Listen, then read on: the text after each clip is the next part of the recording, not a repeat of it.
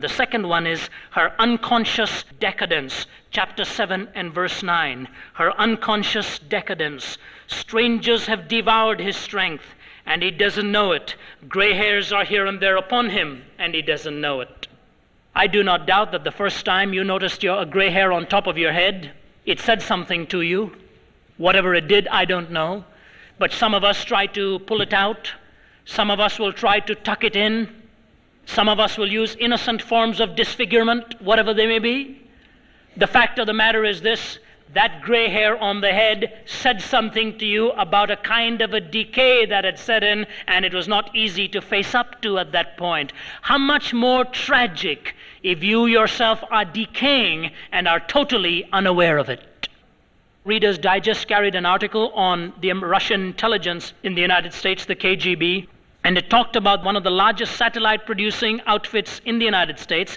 I forget whether it said it was in California or Florida. And they said there are about 7 or 8 men. As far as my memory serves me right, it was the latter figure. There were 8 men alone in the United States who were the only ones who had the secret formula to a safe wherein was contained some of the documents of highest security interest to this land. Only 8 men in this country are aware of what is in there and are aware of how to get into that particular safe. Now, you could imagine how the intelligence authorities in the United States would have to screen these men. There is almost nothing about their previous lives that are left unknown. Every contact, every degree, every course, every home, every acquaintance they have ever had has ultimately been followed through upon, because they are handling documents of great secrecy to this particular land. And that article in the Reader's Digest said in one of the most humiliating experiences for the United States counterintelligence program, 2 years ago, they found out that 1 out of the 8 for the past 2 or 3 years was a KGB agent operating and giving documents from this land over to the Russians. And the head of the U.S. counterintelligence program says it is the biggest scandal to hit the counterintelligence in their 25-year history. When strangers are devouring our land and we don't know it, it is a pathetic expression of how confused we really are. And here he stands in a sense of warning that strangers are devouring, there's a decay, and we are not willing to face up to it. Malcolm Muggeridge, speaking at Lausanne, gave this illustration. He said, if you take a frog and put it into boiling water, it will instantly jump out of that boiling water, because the sensitivities of the frog will communicate to the frog that it is being boiled to its death, so it leaps out. You take the same frog and put it in a container of cool water. Now take that container and put it on top of a stove and gradually bring it to boiling. In the second instance, the frog will never jump out, for in the second instance, the frog doesn't know it is being boiled to its own death. In the first instance, you plunge it into boiling water, it leaps out. Second instance, cool water and gradually boil it, it doesn't notice the change. And he uses that to write a powerful article described as the decline of Western civilization. Over 10 years ago, Canadian Broadcasting Corporation showed a film on TV that morally was a little bit undesirable, just a little bit undesirable. The newspapers were inundated with letters that were talking about the shame and the entire tragedy that this television network could show a program like that. Immediately, the CBC apologized and never showed that show again. Only a decade ago. Today you can turn on television stations in Canada and many parts of the world that make that television program look like kid stuff. 90% of humor today on the television screen is either vulgar or violent.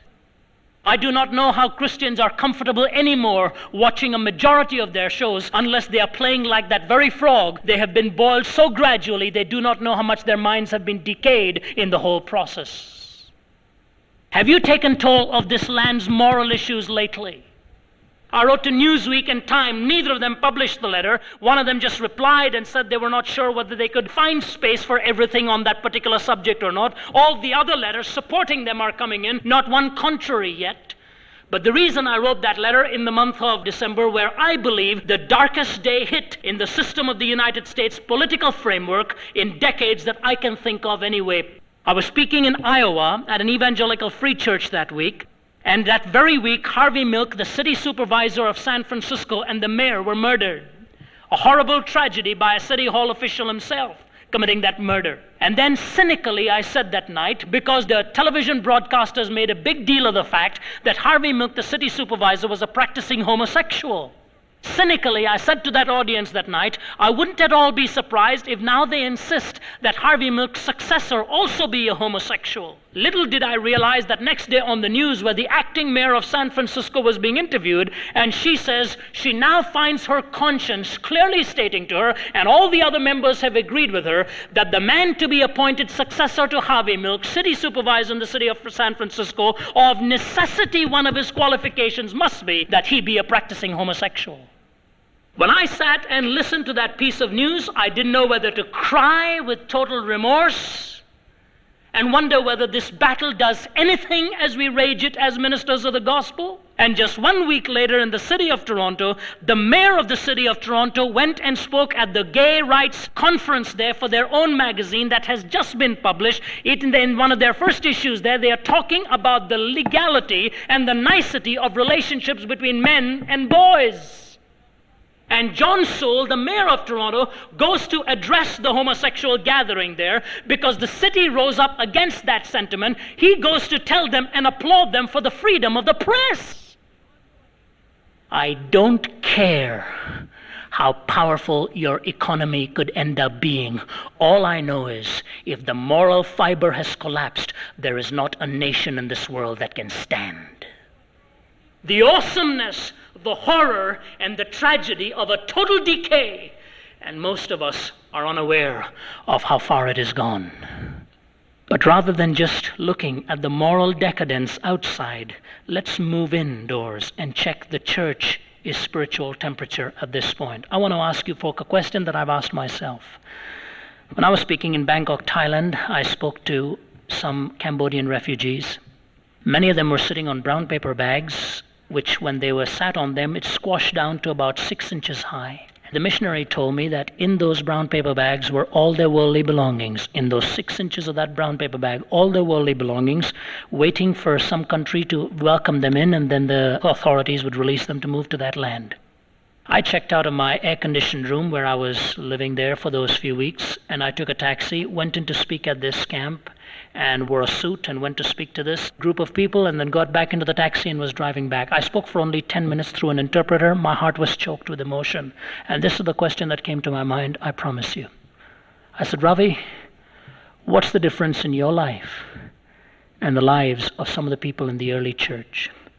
When the early church was in existence, 2 of their boys were put behind prison bars. You remember? And the whole church got together for an all-night prayer meeting to pray so that these boys would be released. Remember reading that? I'm pointing the finger at me as I'm pointing it at you. Is it possible, brethren? Is it possible that maybe we have decayed so much that we don't even sense that need? Now that's meddling, isn't it? It's all right to talk about John Sewell in Toronto. It's all right to talk about the mayor in San Francisco. But we better start talking about our own spiritual temperature too. The biggest danger you and I face today is to forget the very inner core of our belief and dress it up in a culturally acceptable garb. Her evil influence, her unconscious decadence